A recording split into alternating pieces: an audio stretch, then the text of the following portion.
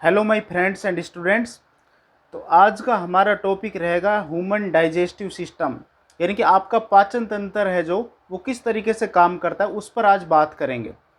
आपको पता है कि जब आप खाना खाते हो तो वो खाना सबसे पहले मुंह में लिया जाता है, उसके बाद में वो कहाँ जाता है, फिर उसके बाद वहाँ क्या होगा उसके साथ, ये सारी बातें आपको डिटेलिंग में और बड़े ही फनी तरीके से बताऊँगा मैं आपको, और आपको बहुत ही सरल तरीके से समझाऊँगा। आप एक ही बार में समझ जाएंगे इसको। आपको पता है कि WHO ये कह रहा है कि हिंदुस्तान में जो खाने का जो तरीका है वो इतना ख़राब है कि हिंदुस्तान की 40% जनसंख्या मोटापे से परेशान है। क्यों होता है ऐसा? ये रिपोर्ट आई है कि जो हिंदुस्तान जैसे देश है उनमें जो हैवी जो खाना खाया जाता है वो ज़्यादातर रात को खाते हैं, यानी कि मांस खाया जाएगा तो रात को खाएंगे, या जो कोई भी भारी चीज़ होगी उसको रात को खाया जाता है। जबकि रात को सिर्फ सोना होता है, और सोने से फिर वो खाना अच्छी तरीके से डाइजेस्ट तो होगा, लेकिन उसकी वजह से वो क्योंकि मेहनत नहीं हो रही है ना किसी भी तरह की, सब सो रहे हैं, कोई मूवमेंट नहीं हो रही किसी भी तरह की शरीर के द्वारा, तो उससे क्या होगा, सैचुरेटेड फैट बनेगी बॉडी में, जो कि बहुत ही खतरनाक होती है, और जिसकी वजह से फिर कभी किधर से फैट निकल रही है, कभी किधर से निकल रही है, और इसकी वजह से वो आदमी आदमी का बिगड़ा रूप लगने लग जाता है। और जो बड़े जो विकसित देश है, जो डेवलप जो कंट्रीज है, उनमें जो खाने का जो तरीका वो ये है कि रात को बिल्कुल हल्का खाना खाया जाता है, जबकि जो दिन है उनमें वो खूब हैवी खाना खाते हैं, लेकिन दिन में वो इधर उधर घूमते रहते हैं तो डाइजेशन हो जाता है। तो हिंदुस्तान में मोटापे का जो मेन रीज़न है वो ये। आपको पता होता है कि हमारा देश है वो खाने का शुरू से ही बहुत ही ज़्यादा शौकीन है। खाने को हमारे मतलब फर्स्ट नंबर पर माना जाता है, खाना है तो सब कुछ है। अब इसके बाद में क्या होता है, जैसे कि हम कई बार सोच लेते हैं कि भाई आज से मतलब वो डाइटिंग शुरू करूँगा और उसके बाद में 2-4 दिन में पतला हो जाऊँगा, तो 2-4 दिन करते हैं, अचानक से किसी की शादी का इन्विटेशन हो जाता है, और उसके बाद में हम शादी में वहाँ खाना खाने के लिए चल जाते हैं, तो हम सारी लिमिट भूल जाते हैं, और उसके बाद में जो हम वहाँ पर जो तबाही मचाते हैं तो वो आपको पता ही है, क्योंकि आप भी हिंदुस्तानी ही हो। तो मेन रीज़न क्या होता है, जैसे कि आपने सुना होगा ना, वो एक छोटी सी एक बच्चा था 4-5 साल का, तो वो अपने घर पे बैठा हुआ था, अचानक से उसके पापा कोई अपने दोस्त को पकड़ लाए, तो वो दोस्त पकड़ लाए तो उसकी मेहमानबाजी हुई, तो उसने उसकी मम्मी को कहा कि मेरा दोस्त आया, इसके लिए अच्छा खाना बनाओ। तो उसकी मम्मी ने बेचारी ने बहुत सी चीज़ें बनाई उसके लिए, पनीर की सब्जी, पकोड़े वगैरह काफ़ी चीज़ें बनाई, और वो पता नहीं कितने दिन का भूखा था वो आदमी, वो सारी को खा गया, और उसके बाद में कुछ बचा नहीं, तो वो छोटा सा बच्चा था जो 4-5 साल का, वो रोने लग गया मम्मी के पास जाकर कि मम्मी मेरे लिए खाना नहीं बचा। तो मम्मी पता है उसको क्या कह रही है, बोले कह रही बेटा अभी मत रहो, जब ये अंकल जी चले जाएंगे जब सारे मिलकर रोएंगे। ऐसा इस तरह का माहौल है मतलब कि खाने का हिंदुस्तान में। तो देखते हैं कि डाइजेशन कैसे होता है, क्या क्या होगा डाइजेशन में। सबसे पहले आप कहाँ पर खाना लोगे, फिर उसके बाद वो कहाँ पर पहुँचेगा, तो यही चीज़ें मैं आपको इसमें बताऊँगा। तो देखो, हम खाने को जो ऑर्गन सिस्टम है, यानी कि जो सबसे पहले जैसे माउथ है, फिर उसके बाद में गले में गया, गले के बाद में फिर पेट में पहुंचा, फिर छोटी आंत, फिर बड़ी आंत, फिर एनस, और एनस से वेस्ट मटेरियल के रूप में वो बाहर हो जाएगा।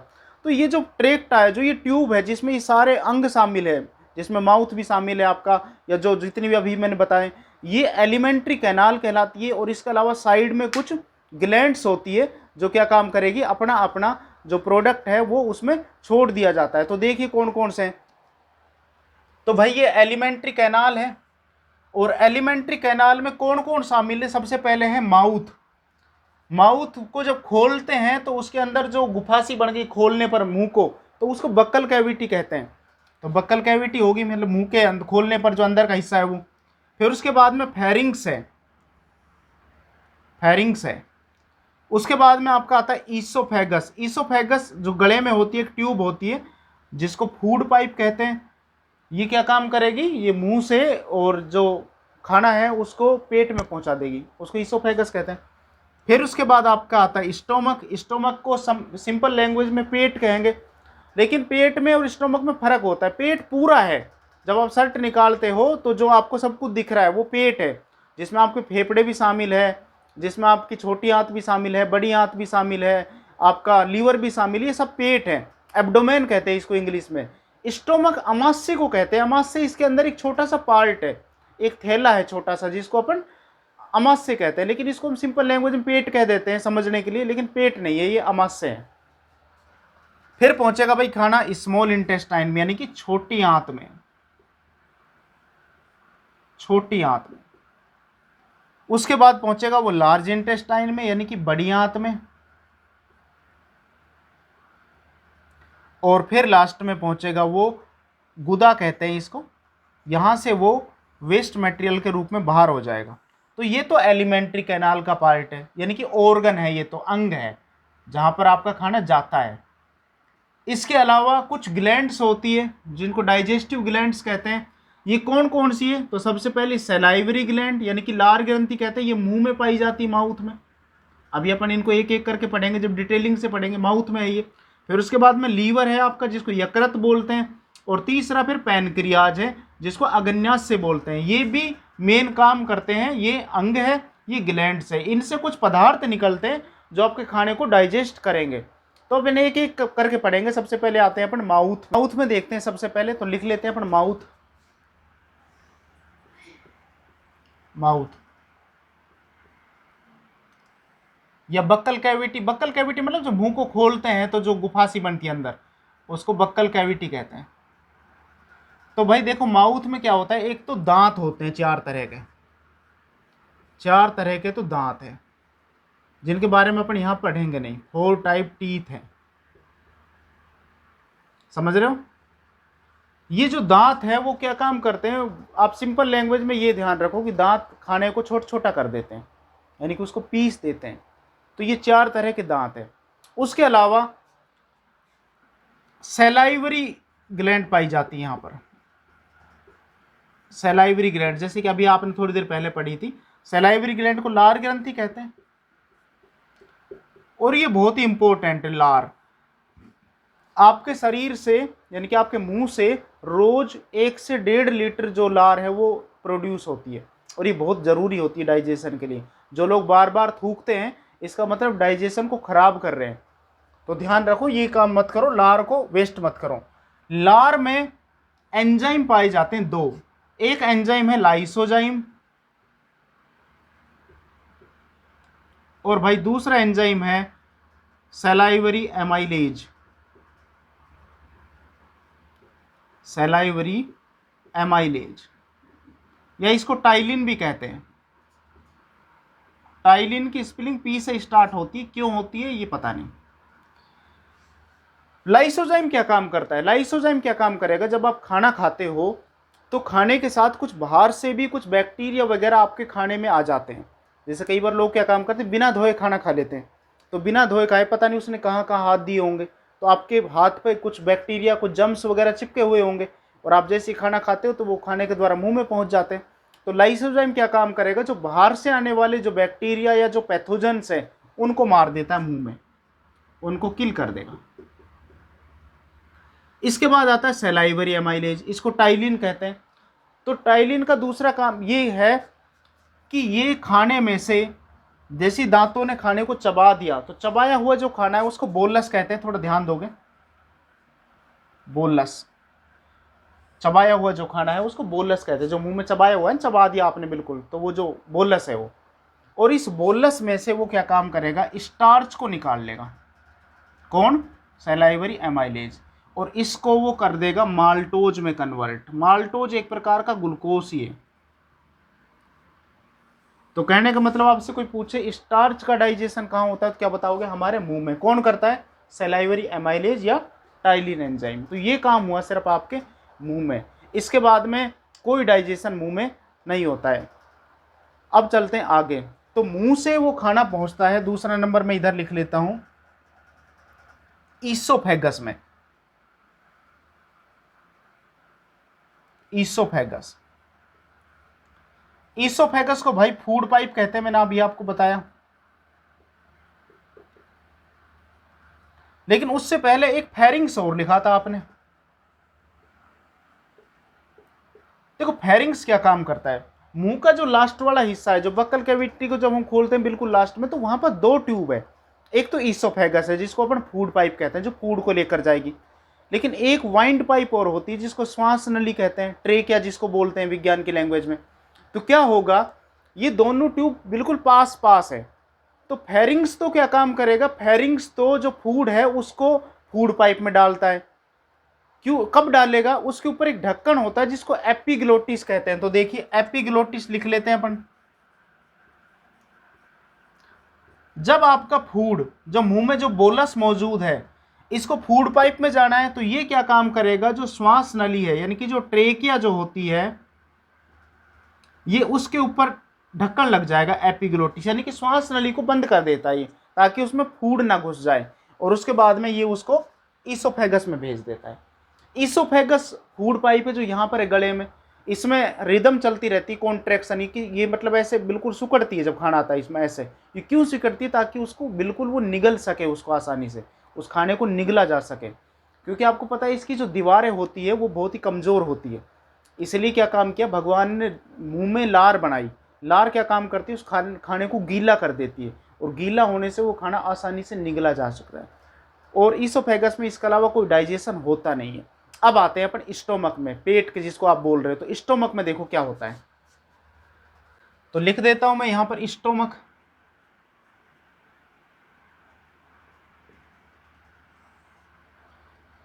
देखो स्टोमक में सबसे ज्यादा टाइम तक आपका खाना बचेगा। यहां पर खाना रहता है लगभग 5 से 6 घंटा, 5 से 6 घंटे तक यहां पर स्टोमक में खाना रहेगा आपका। स्टोमक में क्या होगा, स्टोमक में ग्लैंड्स पाई जाती है जिसका नाम होता है गैस्ट्रिक ग्लैंड,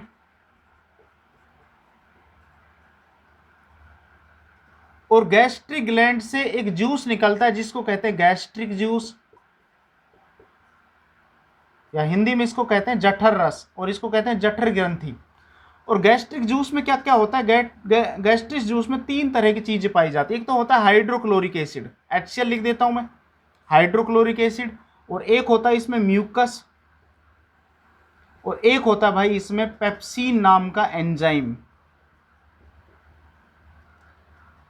ये 3 चीजों से गैस्ट्रिक जूस बना आपका। HCl क्या काम करता है, HCl ये बहुत ही ज्यादा खट्टा है, यानी कि इसकी जो pH होती है वो लगभग 1.2 से और 2.5 होती है pH इसकी। क्योंकि आपने ऐसी ऐसी चीजें खाई है कि आपका जो डाइजेस्टिव सिस्टम वो हिल जाता है कि क्या खा लिया इस आदमी ने। तो उसके बाद में उसको तोड़ने के लिए एसिड डालोगे ना, एसिड तो किसी भी चीज को खत्म कर देता है, तोड़ देता है छोटे छोटे रूप में। तो ये आपका स्टोमक है वो यही काम करता है, वो हाइड्रोक्लोरिक एसिड डालेगा उसमें जो ऊपर से खाना आया है। और हाइड्रोक्लोरिक एसिड क्या काम करता है, उस खाने को जैसे ही करेगा तो इसको एसिडिक फॉर्म में कन्वर्ट कर देगा, मतलब इस खाने को इसने अम्लीय बना दिया। अम्लीय क्यों बनाया, ताकि वो खाना टूट जाए आसानी से और बारीक हो जाए, पतला हो जाए, ताकि डाइजेशन उसका आसानी से हो जाए।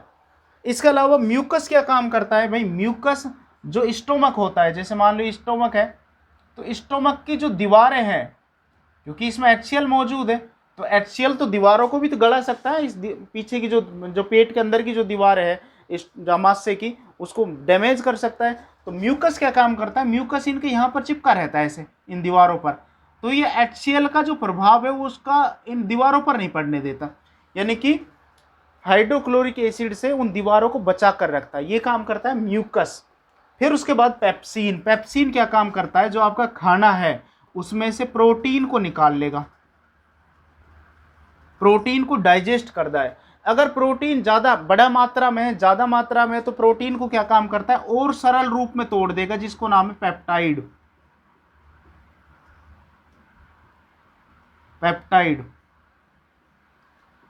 ये प्रोटीन का टूटा हुआ रूप, सरल रूप होता है पेप्टाइड, इसमें तोड़ देगा, ताकि छोटी आंत को दिक्कत ना हो और ज़्यादा मतलब प्रोटीन को डाइजेस्ट करने में। तो ये काम हो गया आपका स्टोमक में। स्टोमक में क्या क्या हुआ, गैस्ट्रिक ग्लैंड थी जिससे गैस्ट्रिक जूस निकला।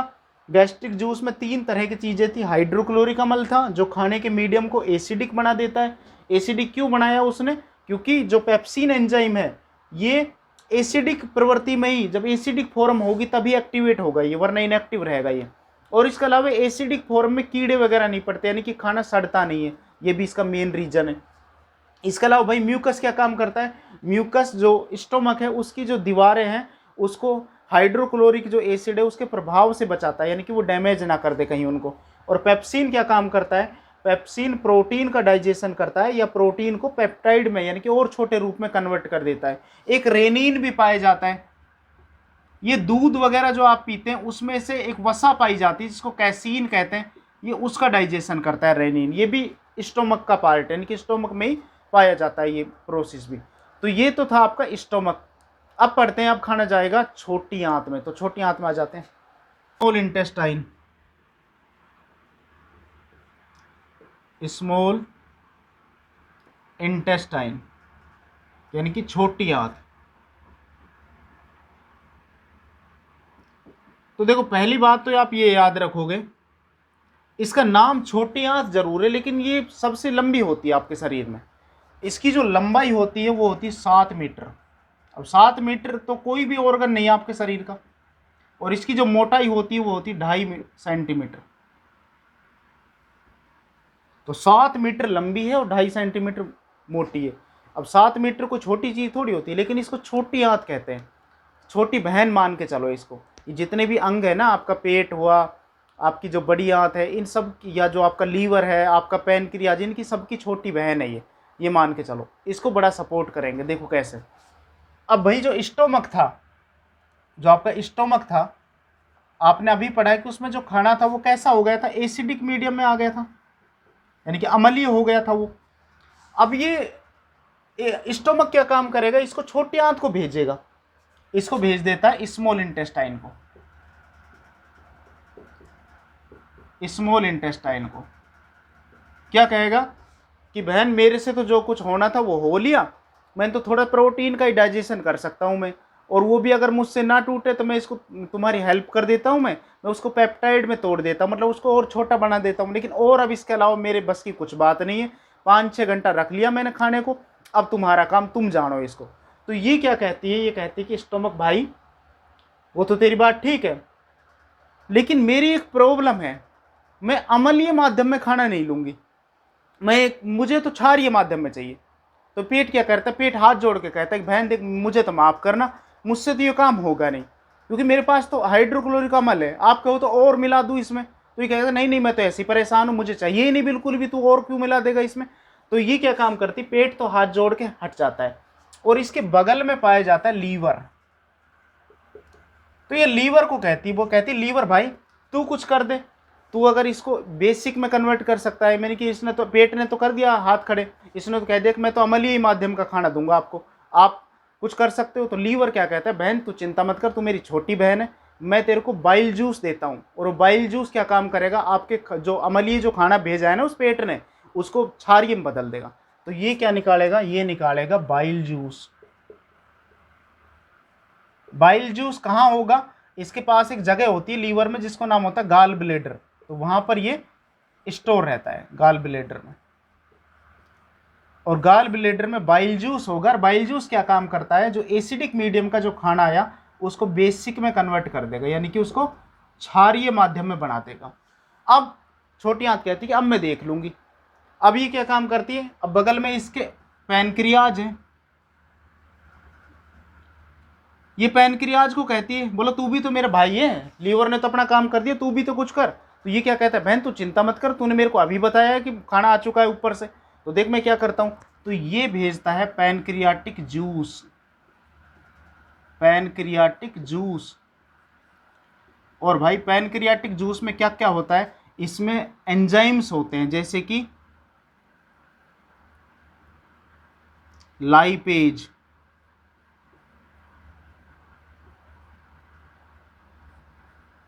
एमाइलेज,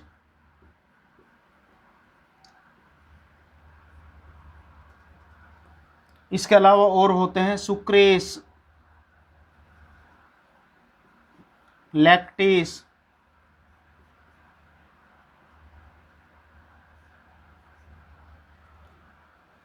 ट्रिप्सिन, ये पाए जाते हैं। तो ये क्या काम करता है, ये जो पेट में जो खाना पड़ा हुआ है, देखो गाल, इसने क्या काम किया, जो बाइल जूस था इसने एक तो बेसिक बना दिया उस खाने को, और इसके अलावा ये दूसरा काम और भी करता है, ये जो फैट मौजूद है ना उस खाने में, क्योंकि फैट को तोड़ना सबसे मुश्किल काम है, ये उसको बिल्कुल छोटे छोटे टुकड़ों में तोड़ देता है बाइल जूस, जिसको फैट का इमल्सिफिकेशन कहते हैं। तो फैट का इमल्सिफिकेशन हो गया। अब क्या काम करता है, जो लाइपेज होगा ना, लाइपेज, वो उस फैट को डाइजेस्ट कर देगा, यानी कि उसको फैटी एसिड में बदल देगा, फैट को फैटी एसिड में बदल दिया। एमाइलेज जो होगा वो किसको, कार्बोहाइड्रेट को पाचन कर देगा, कार्बोहाइड्रेट को पचा दिया उसने, सुक्रेज सुक्रोज को पचा देगा, लैक्टेज लैक्टोज को पचा देगा, और भाई आपका ट्रिप्सिन है, ट्रिप्सिन क्या काम करता है, जो पेट ने जो पेप्टाइड भेजे थे ना, जो छोटा प्रोटीन भेजा था उसको पचा देगा, यानी कि ये प्रोटीन को पचा देगा। हो गया काम। और इस तरीके से छोटी आंत में खाने का लगभग संपूर्ण कंप्लीट डाइजेशन हो ही जाता है। थोड़े मिनरल्स वगैरह बचते हैं, वो बड़ी आंत के लिए होते हैं, तो ज़्यादातर जो डाइजेशन होगा वो छोटी आंत में होता है। अब क्या काम करता है, छोटी आंत का काम हो गया कंप्लीट, अब उसके बाद में वो जाता है बड़ी आंत में। तो बड़ी आंत में देखते हैं क्या होगा। बड़ी आंत कहते हैं इसको। तो लार्ज इंटेस्टाइन में कोई डाइजेशन खास होता नहीं। एक तो ये क्या काम करती है, जो छोटे छोटे मिनरल्स बच गए ना आपके, देखो प्रोटीन का डाइजेशन हो गया, फैट का हो गया, और आपके कार्बोहाइड्रेट का हो गया, यही होते हैं मेन चीज़। इसके अलावा कुछ मिनरल्स बच गए, कुछ विटामिन बच गए, कुछ फाइबर्स बच गए, ये इतने छोटे होते हैं, इनका कोई डाइजेशन होता नहीं है। इसलिए बड़ी आंत क्या काम करती है, इनको डायरेक्टली एब्जॉर्ब कर लेती है आपके शरीर के लिए, और आपको एनर्जी मिलती है। तो इसमें क्या होगा, बड़ी आंत में सिर्फ एब्जॉर्प्शन होता है, एब्जॉर्प्शन ऑफ मिनरल्स, विटामिन और फाइबर, इस चीज का ये एब्जॉर्ब कर लिए जाते हैं सीधे। और उसके बाद में जो अब क्या बच गया, अनडाइजेस्टेड फूड। अब उसमें कुछ है ही नहीं अनडाइजेस्टेड फूड में, उसमें थोड़ा सा वाटर मिला दिया जाता है बड़ी आंत के द्वारा, और ये भेज दिया जाता है फिर एनस के पास। एनस को गुदा कहते हैं, और यहां से वो अनडाइजेस्टेड जो फूड है वो रिमूव हो जाता है, यानी कि बाहर हो जाएगा। और इस तरीके से आपका पूरा डाइजेशन सिस्टम काम करता है। तो आई होप आपको पसंद आया होगा, तो मुझे कमेंट करके ज़रूर बताएं। I wish you all the best. फिर मुलाकात होगी। बहुत बहुत शुक्रिया आप सभी का।